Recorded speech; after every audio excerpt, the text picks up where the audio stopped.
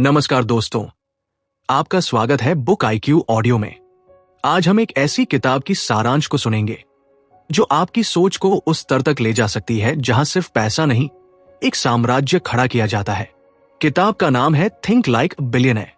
यह सिर्फ एक टाइटल नहीं है, बल्कि एक ब्लूप्रिंट है, एक दृष्टिकोण जिसे अपनाकर आप अपनी सोच और जिंदगी दोनों को नई दिशा दे सकते हैं।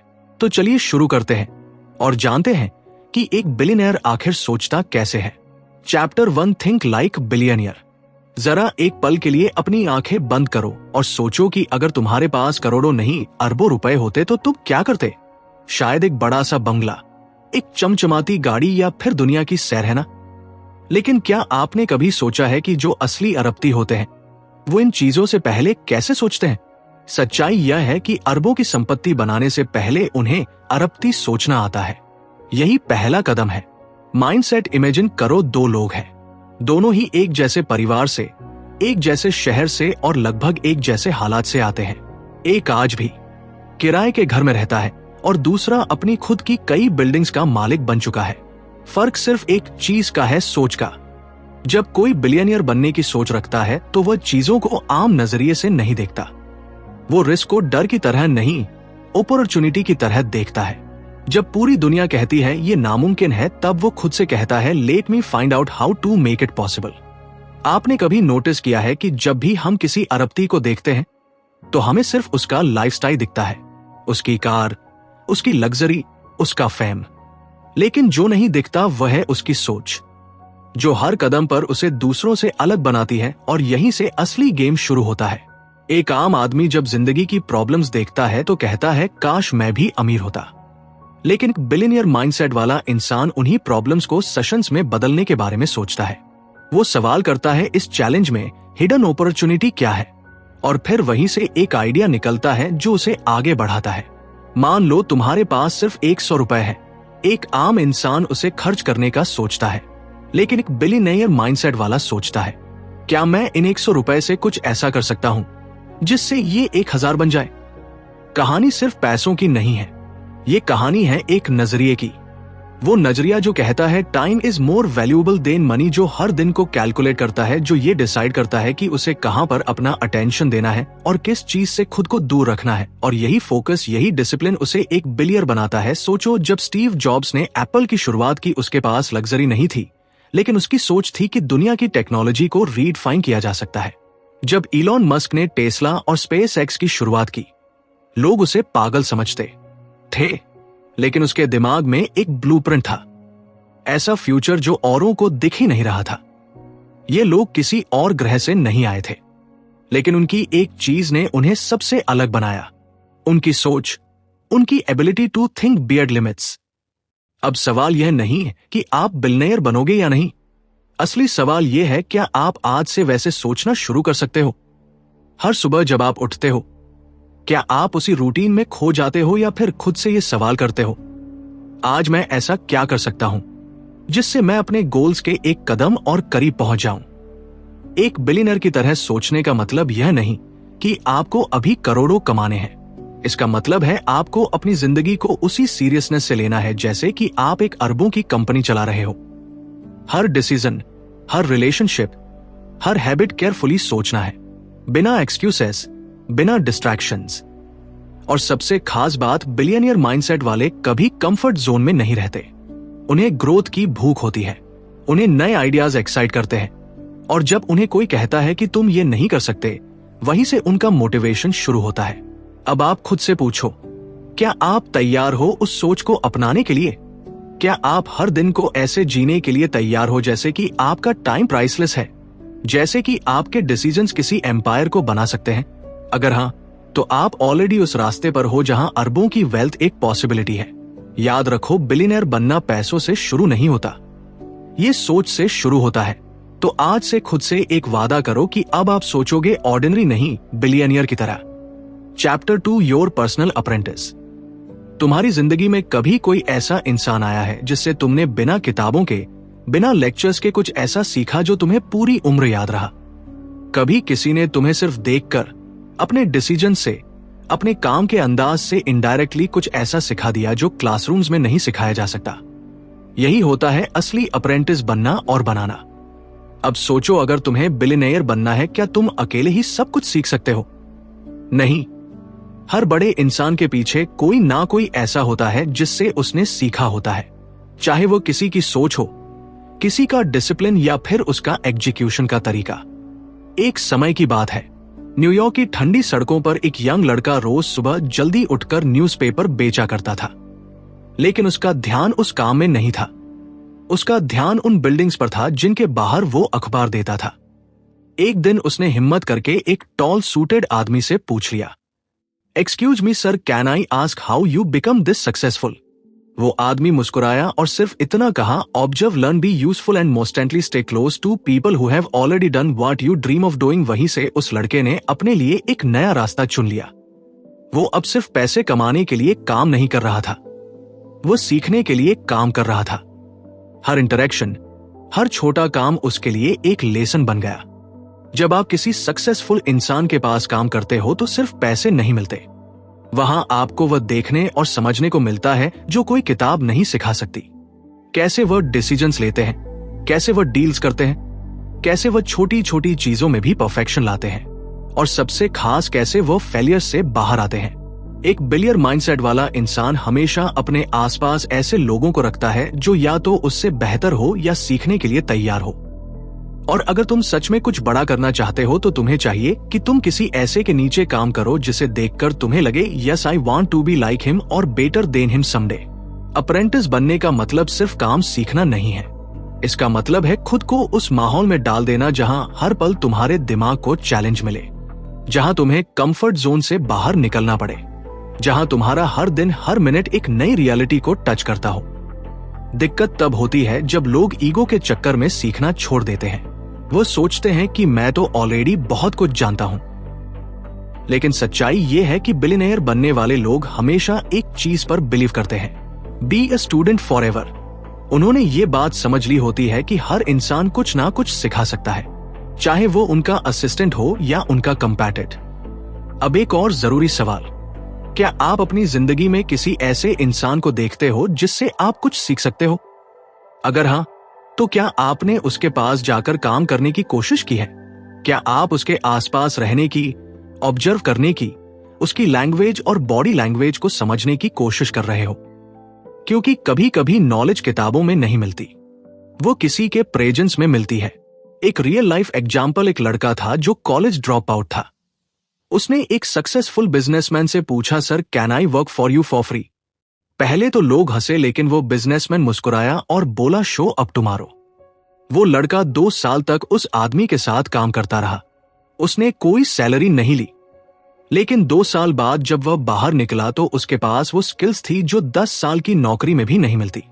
कुछ ही सालों में वो खुद एक सक्सेसफुल एंटरप्रेन्योर बन गया और वो बिजनेसमैन आज भी प्राउडली कहता है, that kid was my best apprentice. अब डिसीजन तुम्हारे हाथ में है। क्या तुम भी उस माइंडसेट को अपनाने के लिए तैयार हो? क्या तुम अपने ईगो को साइड में रखकर किसी से सीखने के लिए अपने कंफर्ट को छोड़ सकते हो? क्योंकि बिलियर बनने की जर्नी अकेले तय नहीं होती, वो शुरू होती है उस दिन से जब तुम खुद को किसी और से बेटर वर्जन बनाने के लिए तैयार करते हो। जब तुम कहते हो, I don't just want to work, I want to grow, I want to learn, I want to be extraordinary. यही अप्रेंटिस माइंडसेट तुम्हें आम लोगों की भीड़ से अलग करता है। Chapter 3 real estate 101 location. कभी सोचा है कि एक सी दिखने वाली 2 बिल्डिंग्स में एक की कीमत आसमान छूती है और दूसरी को कोई पूछता भी नहीं। दोनों में 4 दीवारें हैं, दरवाजा है, खिड़की है, छत है। फिर ऐसा क्या है जो एक प्रॉपर्टी को गोल्ड बना देता है और दूसरी को बस ईंट पत्थर? जवाब है लोकेशन। रियल एस्टेट की दुनिया में ये 3 वर्ड सबसे ज्यादा दोहराए जाते हैं, लोकेशन, लोकेशन, लोकेशन।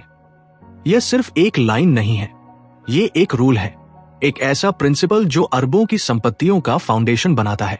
अब मान लो कि तुम्हारे पास 1 रुपया करोड़ है। एक जगह है जहां फ्लैट मिल रहा है 90 लाख रुपए में और दूसरी जगह जहां वही फ्लैट सिर्फ लाख का है। अक्सर लोग सस्ता देखकर तुरंत डील पकड़ लेते हैं, लेकिन यही सबसे बड़ी गलती होती है, क्योंकि एक इंटेलिजेंट इन्वेस्टर प्राइस नहीं देखता, पोटेंशियल देखता है। इमेजिन करो मुंबई की एक पुरानी गली में एक छोटा सा 1 BHK फ्लैट है जिसकी खिड़की से सी फेसिंग व्यू दिखता है। वही फ्लैट अगर किसी भीड़ भाड़ वाले इंडस्ट्रियल एरिया में हो जहां आसपास शोर और ट्रैफिक ही ट्रैफिक है, तो क्या उसकी वैल्यू वही रहेगी? नहीं। क्यों? क्योंकि लोकेशन सिर्फ जगह नहीं होती, वो एक लाइफस्टाइल होती है। एक अच्छा लोकेशन वो होता है जहां लोग रहना चाहते हैं, जहां लोग पैसा खर्च करना चाहते हैं, जहां स्कूल्स, हॉस्पिटल्स, ट्रांसपोर्ट, पीस सब कुछ एक्सेसिबल हो। और इसी वजह से वहां की जमीन, वहां का मकान एक दिन सोने से भी ज्यादा कीमती हो जाता है। एक बार एक लड़का था जो अपनी पहली प्रॉपर्टी खरीदने जा रहा था। उसके पास बस थोड़े पैसे थे और वह किसी ऐसी जगह इन्वेस्ट करना चाहता था जहां उसे जल्दी रिटर्न मिले। लोगों ने कहा जहां सस्ता मिल रहा है वही ले लो, लेकिन उसने अलग सोचा। उसने मेट्रो एक्सपेंशन मैप देखा। उसने देखा कि 2 साल बाद एक नया स्टेशन बन रहा है और वहां अभी बहुत कम कीमत में लैंड अवेलेबल है। उसने वहीं एक छोटा सा प्लॉट खरीद लिया। लोग हंसे, यहां तो अभी कुछ भी नहीं है। लेकिन 3 साल बाद जब मेट्रो स्टेशन ऑपरेशनल हुआ तो उसी एरिया में प्राइसेस 5 गुना बढ़ गए। वो लड़का आज एक सक्सेसफुल रियल एस्टेट इन्वेस्टर है, सिर्फ इसलिए क्योंकि उसने प्राइस नहीं लोकेशन की फ्यूचर वैल्यू देखी। यही फर्क है एक आम खरीदार और एक बिलियनर माइंडसेट वाले इन्वेस्टर में। एक और सच्चाई, हर सिटी में 2 जगह होती है, एक जहां लोग अभी रहना चाहते हैं और एक जहां लोग 3 साल बाद रहना चाहेंगे। जो पहले वाली जगह को टारगेट करता है वो सेफ प्लेयर है, लेकिन जो दूसरी वाली जगह को पहचान लेता है वो विजनरी है। अब एक सवाल तुमसे, क्या तुम भी अपनी पहली प्रॉपर्टी लेने की सोच रहे हो? तो सोचो, क्या तुम उस जगह में इन्वेस्ट कर रहे हो जहां तुम बस खुद को एडजस्ट कर सको, या उस जगह में जहां फ्यूचर में लोग इन्वेस्ट करने को लालायत होंगे? लोकेशन का मतलब सिर्फ फिजिकल एरिया नहीं है, ये एक कंप्लीट इकोसिस्टम है। Safety, transport, demand, development plans, neighbourhood quality, इन सबका मिक्स।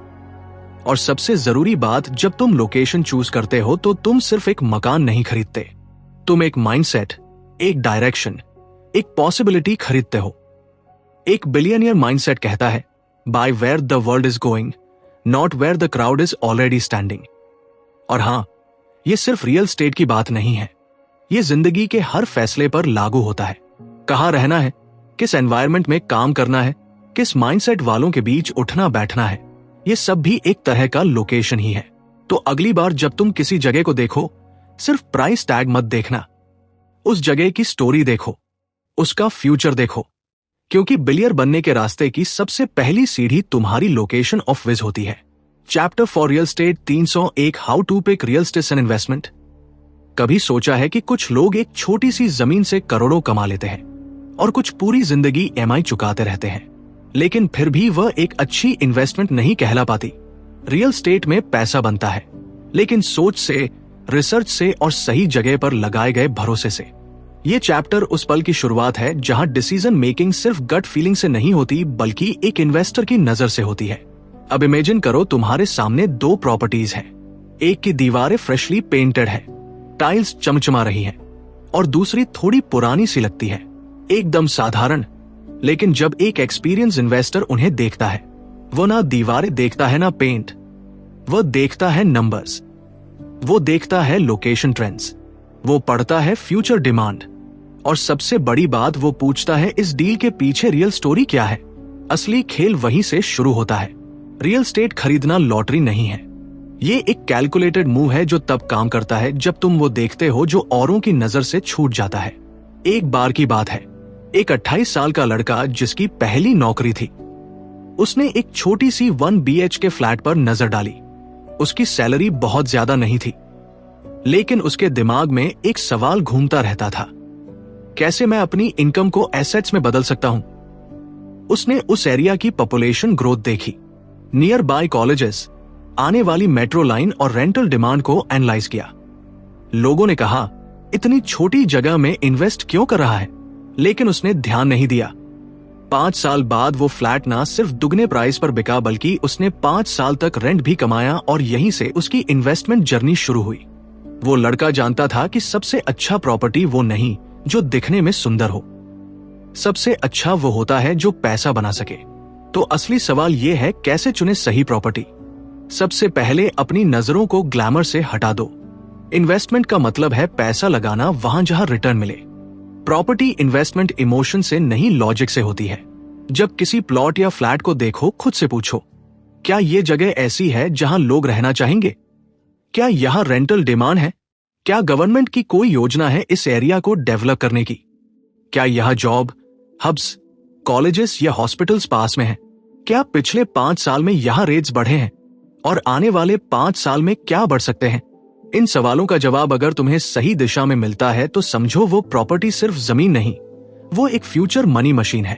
एक इन्वेस्टर के पास एक मैजिक टूल होता है। उसका रिसर्च करने का तरीका वो जमीन की कीमत से ज्यादा उसकी ग्रोथ पोटेंशियल को देखता है। वो उस एरिया की ट्रैफिक, सीवेज, स्कूल सब कुछ असेस करता है।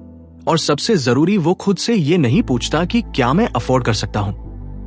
वो पूछता है, क्या ये डील मेरी स्ट्रेटजी से मैच करती है? रियल एस्टेट एक मैराथन है, स्प्रिंट नहीं। कई बार सबसे बेहतरीन डील्स दिखने में डल होती हैं, लेकिन वही डील्स लॉन्ग टर्म वेल्थ बनाती हैं। सोचो, क्या एक 15 साल पुरानी बिल्डिंग जहां ऑलरेडी टेनेंट्स है और मंथली रेंटल फ्लो है, ज्यादा फायदेमंद नहीं होगी बनिस्बत एक नई बिल्डिंग के जो अभी खाली पड़ी है? प्रॉब्लम यह है कि हम अक्सर इमोशनल हो जाते हैं। हमें वो घर चाहिए जो हमें फील गुड दे, लेकिन एक बिलियर माइंडसेट कहता है फीलिंग्स नहीं, फिगर्स देखो। इन्वेस्ट करने से पहले हमेशा एग्जिट स्ट्रेटजी सोचो। क्या मैं इसे रिसेल कर पाऊंगा? क्या इसका रेंट कंसिस्टेंट रहेगा? क्या मेंटेनेंस मैनेजेबल है? और हाँ, एक और बड़ी बात, लीगल वेरिफिकेशन। कोई प्रॉपर्टी कितनी भी अच्छी दिखे, अगर उसके डॉक्यूमेंट्स क्लियर नहीं है तो वह एक ट्रैप बन सकती है। तो जब अगली बार किसी एजेंट के फ्लैशी ऑफर पर टेम्पटिंग फील हो, एक बार आंखें बंद करो और खुद से पूछो, क्या मैं इस प्रॉपर्टी को एक बिजनेसमैन की तरह देख रहा हूं या एक इमोशनल बायर की तरह? क्योंकि प्रॉपर्टी वह सीढ़ी है जो तुम्हें फाइनेंशियल फ्रीडम की छत तक ले जा सकती है, लेकिन वह तभी जब हर स्टेप सोच समझ कर रखा जाए। तो अगली बार जब तुम इन्वेस्टमेंट की दुनिया में कदम रखो, याद रखना, आप एक मकान नहीं, एक फ्यूचर खरीद रहे हो। चैप्टर 5, रियल एस्टेट चोरों, 1, फाइनेंसिंग योर इन्वेस्टमेंट। क्या आप जानते हो कि दुनिया के सबसे अमीर लोगों में से ज्यादातर ने अपने एम्पायर की शुरुआत अपने पैसों से नहीं, बल्कि दूसरों के पैसों से की थी? सुनने में अजीब लगता है ना, लेकिन यही सबसे बड़ा ट्रुथ है रियल एस्टेट इन्वेस्टमेंट का। पैसा आपका नहीं भी हो तो भी आप मालिक बन सकते हैं। अब जरा सोचिए, अगर आपके पास सिर्फ 5 लाख है, लेकिन एक 50 लाख की प्रॉपर्टी आपकी नजर में है, तो क्या आप वही रुक जाएंगे? ये सोचकर कि मेरे पास पैसे नहीं है, या आप उस माइंडसेट से सोचेंगे जो पूछता है मुझे ये पैसे अरेंज कैसे करने हैं? यही सोच एक आम आदमी को एक विजनरी इन्वेस्टर से अलग करती है। रियल एस्टेट का असली जादू लेवरेजिंग में छुपा है, यानी अपनी कमाई से ज्यादा वैल्यू कंट्रोल करना, सही तरीके से फाइनेंस करना और दूसरे रिसोर्सेज को इस्तेमाल करके ओनरशिप लेना। कई लोग सोचते हैं कि लोन लेना एक बोझ है, लेकिन स्मार्ट इन्वेस्टर्स जानते हैं कि सही तरीके से लिया गया लोन एक एसेट को मल्टीप्लायर बना सकता है। मान लो एक लड़का है जो नौकरी करता है और हर महीने 0 बचाता है। वो सालों तक सेविंग करता है ताकि एक घर खरीद सके, लेकिन वही दूसरा लड़का वही सैलरी में अपनी प्रोफाइल, सिविल स्कोर और डॉक्यूमेंटेशन सही रखता है और बैंक से लोन लेकर अपनी पहली प्रॉपर्टी ले लेता है। अब फर्क देखो, पहला लड़का 5 साल बाद शायद पहला घर खरीदेगा और दूसरा लड़का 5 साल तक रेंट कमाता रहेगा और उसी रेंट से EMI भरता रहेगा। स्मार्ट फाइनेंसिंग का मतलब यह नहीं कि बस लोन लेना है, इसका मतलब है अपने पास जो अवेलेबल है उसका बेस्ट इस्तेमाल करना। लोन लेते वक्त कुछ चीजें क्रिटिकल होती हैं। कितना डाउन पेमेंट देना है? EMI आपकी मंथली इनकम का कितना हिस्सा है? क्या आपके पास इमरजेंसी के लिए बैकअप है? क्या उस प्रॉपर्टी से रेंटल इनकम आ सकती है जो आपकी EMI को कवर करे? एक रियल इन्वेस्टर कभी लोन को डर की नजर से नहीं देखता, वो उसे एक टूल की तरह यूज करता है, एक ऐसा टूल जो उसे वेल्थ की ओर ले जाता है। एक और कहानी सुनो। एक महिला थी जो टीचिंग जॉब करती थी। उसने एक अंडर कंस्ट्रक्शन फ्लैट बुक कराया 10% बुकिंग अमाउंट पर। बाकी पेमेंट कंस्ट्रक्शन स्टेजेस के हिसाब से करना था। उसने EMI तभी शुरू की जब पोजीशन मिला। तब तक फ्लैट की कीमत 40% बढ़ चुकी थी।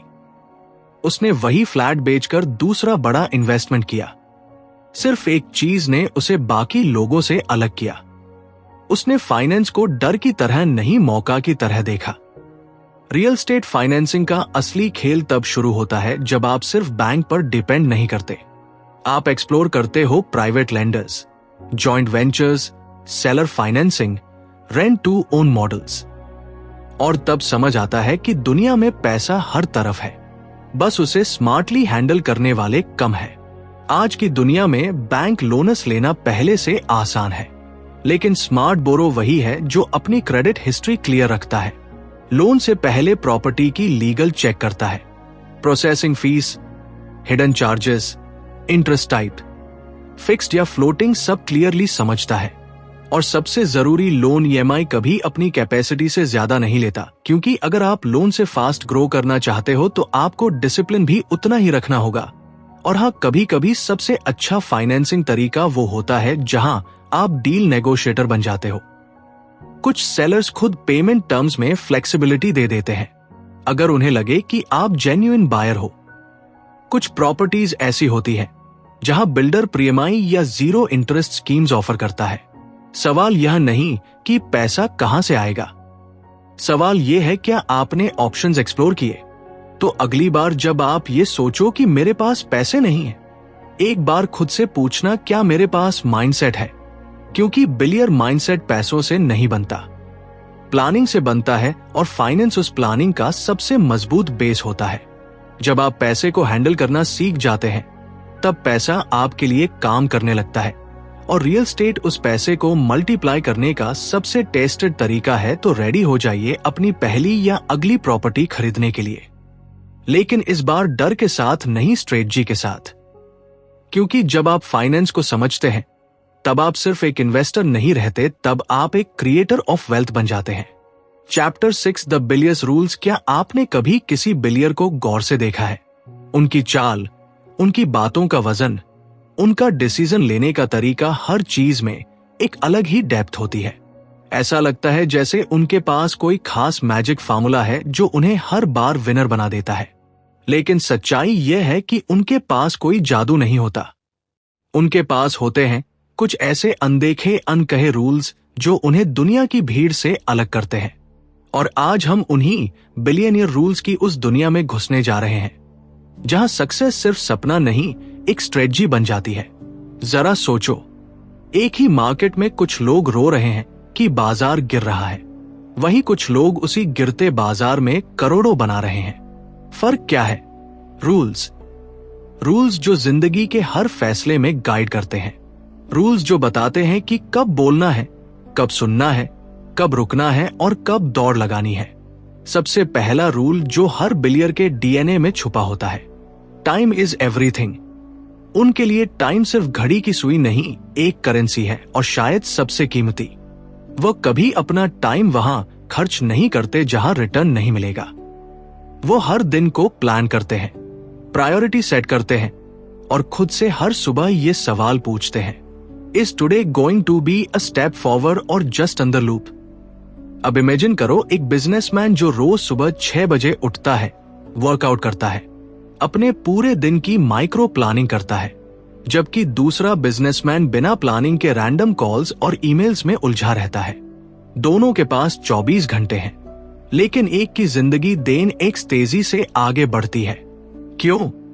क्योंकि वो रूल्स फॉलो करता है। दूसरा rule, never make decisions emotionally. जब दुनिया पैनिक में होती है, बिलियनियर काल होता है। जब सब डरते हैं, वह ऑब्जर्व करता है। वो जानता है कि emotional decision short term comfort देते हैं, लेकिन लॉन्ग टर्म डैमेज करते हैं। एक बार की बात है, एक रियल एस्टेट डील में कुछ इन्वेस्टर्स ने डर की वजह से अपनी प्रॉपर्टीज लॉस में बेच दी। लेकिन एक आदमी था जिसने सिर्फ इतना कहा, let's wait, market doesn't fall forever. 6 महीने बाद वही प्रॉपर्टीज दुगनी कीमत पर बिकी। उसने कोई जादू नहीं किया, बस एक रूल फॉलो किया, stay calm when others lose their mind. तीसरा rule, always know more than you need. एक बिलियर कभी सिर्फ जितना जरूरी है उतना नहीं सीखता, वो एक्स्ट्रा पढ़ता है, एक्स्ट्रा रिसर्च करता है, ट्रेंड्स को समझता है। वो उस जगह की भी नॉलेज रखता है जहां वो अभी नहीं लेकिन पहुंच सकता है। कभी किसी बिलियनर से मिलना हो तो उनकी किताबों की शेल्फ देखना, फाइनेंस से लेकर फिलॉसफी तक हर सब्जेक्ट की किताबें होंगी, क्योंकि वह जानते हैं जब नॉलेज आता है तब डर भागता है, और जब डर नहीं होता तब डिसीजन शार्प होते हैं। अगला rule, protect your energy. Her billionaire जानता है कि एनर्जी एक लिमिटेड रिसोर्स है। वह हर चीज, हर इंसान, हर काम को अलू नहीं करते अपने जोन में आने के लिए। उनके पास एक रैडर होता है जो इंस्टेंटली उन्हें सिग्नल देता है कि कौन उनका टाइम और एनर्जी खा रहा है। कई बार आप खुद सोचते हो मैं दिन भर बिजी रहता हूं, फिर भी रिजल्ट क्यों नहीं आता? क्योंकि आप बिजी हैं, प्रोडक्टिव नहीं। बिलियंस बिजी नहीं रहते, वो इंटेंशनल रहते हैं। और अब सबसे जरूरी रूल, थिंक लॉन्ग टर्म। जब आम लोग आज की सैलरी पर खुश होते हैं, बिलियनर आने वाले 10 साल की पैसिव इनकम का ब्लूप्रिंट बना रहा होता है। वो खुद से हर बार पूछता है, will this decision compound over time? अगर आंसर यस है तो वो उस पर कमिटमेंट करता है। एक आदमी ने एक बार डेजर्ट में जमीन खरीदी। सबने कहा पागल हो गया है, लेकिन उसे पता था कि वहां एक एयरपोर्ट बनने वाला है। 10 साल बाद वो जमीन गोल्ड बन गई, क्योंकि उसने शॉर्ट टर्म व्यूज को इग्नोर किया और लॉन्ग टर्म पोटेंशियल को चुना। बिलियंस के रूल्स फ्लैशी नहीं होते, वो इंस्टाग्राम कैप्शंस नहीं, एक्शन प्लान्स होते हैं। वो कहने के लिए नहीं होते, जीने के लिए होते हैं। अब सवाल यह नहीं है कि क्या आपके पास करोड़ों हैं या नहीं। सवाल यह है, क्या आप वैसे सोचते हो, वैसे डिसीजंस लेते हो, वैसे रूल्स फॉलो करते हो जैसे वह करते हैं? क्योंकि बिलियनर बनना बैंक बैलेंस से नहीं, माइंडसेट से शुरू होता है। तो दोस्तों, थिंक लाइक बिलियनर से हमने सीखा कि अरबपति बनने के लिए सबसे पहले हमें अपनी सोच बदलनी होती है। पैसा, प्रॉपर्टी और पावर, ये सब उसी सोच का नतीजा होते हैं जो आगे देखती है, जोखिम उठाती है और लगातार सीखती रहती है।